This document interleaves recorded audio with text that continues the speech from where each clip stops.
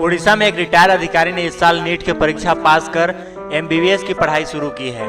सेवानिवृत्त बैंक अधिकारी जयकिशोर प्रधान ने 64 साल की उम्र में यह कारनामा किया है। साल 2003 में एक कार हादसे के बाद उनका एक पैर नाकाम हो गया था, लेकिन प्रधान ने सिर्फ उम्र की बाधा को ही पार नहीं किया, बल्कि एक हादसे के बाद हुई अपंगता पर भी विजय पाई है।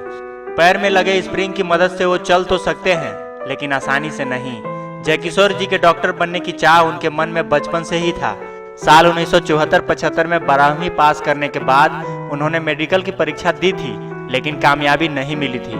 उस समय मेडिकल की परीक्षा के लिए एक साल गंवाने के बजाय उन्होंने BSc में दाखिला लेकर आगे की पढ़ाई करना सही समझा। उन्होंने फिजिक्स ऑनर्स के साथ ग्रेजुएशन किया और फिर स्टेट बैंक में नौकरी कर ली। प्रधान खुद भले ही डॉक्टर नहीं बन पाए थे, लेकिन 30 सितंबर 2016 में सेवानिवृत्त होने के बाद उन्होंने अपनी जुड़वा बेटियों के जरिए अपना सपना पूरा करने की ठान ली। उन्होंने अपनी बेटियों को डॉक्टरी पढ़ने के लिए प्रेरित किया और उनकी तैयारी में मदद भी की। उनकी मेहनत, लगन और प्रेरणा आखिरकार रंग लाई और उनकी दोनों बेटियां BDS की परीक्षा पास कर गई। लेकिन साल 2019 में नीट की परीक्षा में आयु सीमा की चुनौती देकर दायर एक याचिका पर जब सुप्रीम कोर्ट ने मामले के अंतिम फैसले तक आयु सीमा हटा दिया, तो प्रधान ने अपना मौका ताड़ा और उसी वर्ष नीट की परीक्षा में बैठ गए। लेकिन उन्हें इस बार भी कामयाबी नहीं मिली। वे कहते हैं कि सच पूछे तो मैंने पिछले साल नीट के लिए अलग से कोई तैयारी नहीं की थी, लेकिन बेटियों की जिद के कारण मैं परीक्षा में बैठ गया। इस बार भी मुझे सफलता नहीं मिली, लेकिन एक फायदा जरूर हुआ। मैं जान गया कि नीट की परीक्षा कैसी होती है, उसमें सवाल कैसे पूछे जाते हैं। इस बार मैं बेहतर तैयारी के साथ परीक्षा में बैठा और सफल हुआ।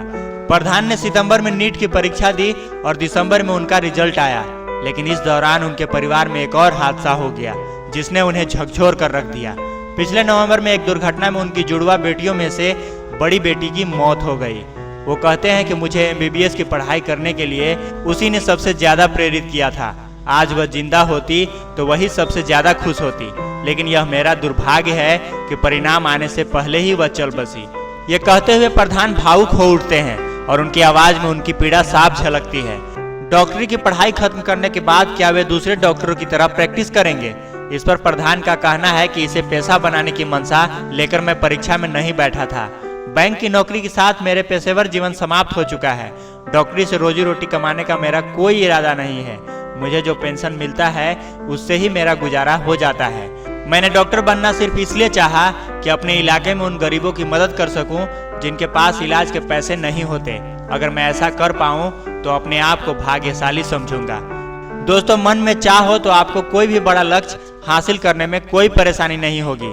बाय मिस्टेक कभी आप फेल भी होते हो तो दूसरी बार आप और बेहतर तरीके से खुद को खड़ा कर पाते हैं। मुझे उम्मीद है कि ये इंस्पायरिंग स्टोरी आपको बहुत कुछ बता गई होगी।